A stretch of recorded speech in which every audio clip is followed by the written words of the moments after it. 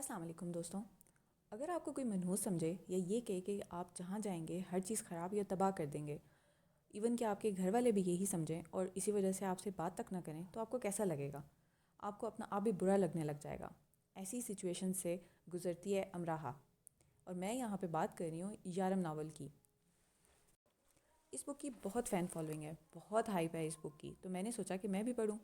तो मुझे लगा कि it's a story of love, friendship and relationships, basically relationships. कहानी शुरू होती है जिस तरह से अमराहा सफ़र कर रही होती है पैदा होने से लेके बड़े होने तक, क्योंकि सब उसे मनहूस समझते हैं, इवन उसके पेरेंट्स। इतनी सारी नेगेटिविटी थी उस पार्ट में कि मुझे अफसोस हो रहा था और हैरत भी कि ऐसा भी होता है।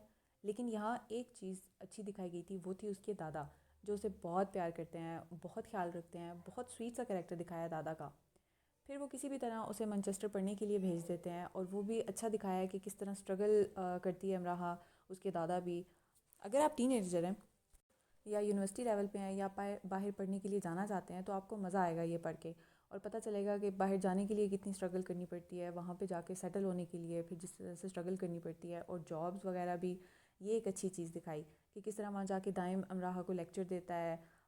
वो वहाँ पे जॉब्स ढूंढती है, फिर उसकी मुलाकात किस तरह से आलियान से होती है। वो इंटरेक्शन बहुत स्वीट था। वो उसे पसंद करने लग जाता है।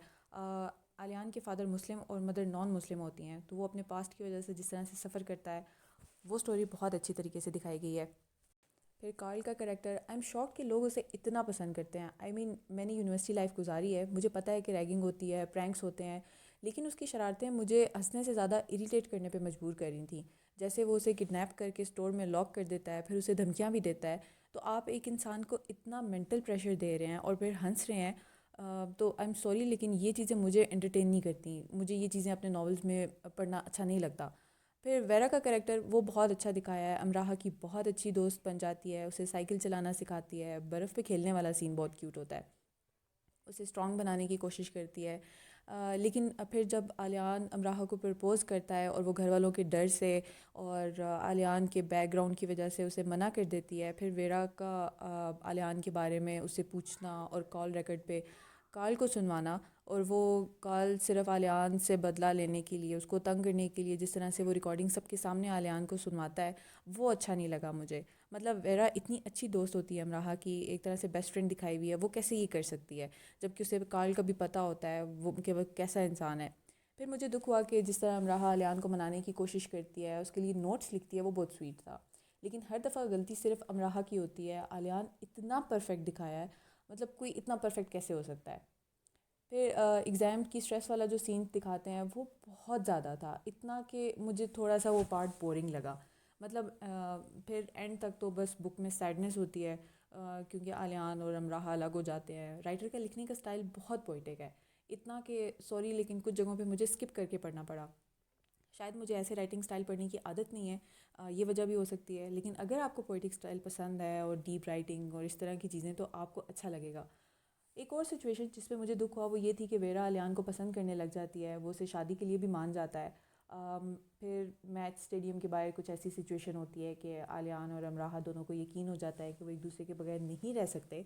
तो वेरा ये देखने के बाद खुद दोनों के दरमियान से निकल जाती है, और बेशक वो एंड में ये कहती है कि सब कुछ ठीक है, सब कुछ नॉर्मल है, लेकिन ऐसे सब कुछ ठीक कैसे हो सकता है। मतलब ये सिचुएशन दिखाने की मुझे लगा कि ज़रूरत नहीं थी।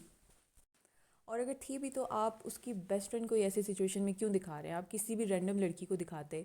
आपको एक इतनी अच्छी दोस्ती में ये चीज़ दिखाने की, मतलब मुझे लगा कि कोई तुक नहीं थी। एनीवेज, इसके अलावा भी बुक में बहुत अच्छे कैरेक्टर्स थे, जैसे कि मामा महर का कैरेक्टर, जिस तरह से वो सबके साथ इतना अच्छा कर रही होती हैं। बहुत सारे बच्चों को की परवरिश कर रही होती हैं, उनकी देखभाल करती हैं। वो कैरेक्टर बहुत अच्छा दिखाया गया। फिर साधना का रोल वो बहुत अच्छा था। फिर साई का कैरेक्टर, मतलब वो तो ऐसा था कि आओ और मेरे साथ अपनी प्रॉब्लम शेयर करो, मेरे पे ट्रस्ट कर सकते हो आप। That was so cute. बहुत अच्छे कैरेक्टर्स दिखाए गए हैं। कुछ सीन्स थे जो बहुत क्यूट थे, जैसे आलियान पाकिस्तान जाता है जब अमराहा के घर वालों से मिलने के लिए, और वो वहाँ जाके उसे तंग करता है कि लाहौर में इतनी ज़्यादा बर्फ़बारी पड़ती है कि लोग घर से बाहर नहीं निकलते, क्योंकि अमराहा मैनचेस्टर में उसको कहती है कि जो जो यहाँ पे होता है वही लाहौर में भी होता है। तो दैट वाज सो क्यूट। लेकिन ये एक ऐसी बुक है जिसे शायद मैं दोबारा ना पढूँ, लेकिन एक दफ़ा पढ़ने के लिए अच्छी बुक है। अगर आपने पढ़ी है तो आप कमेंट्स में बताएं कि आपको कैसी लगी। तब तक के अपना ख्याल रखें। फ़ी अमान अल्लाह।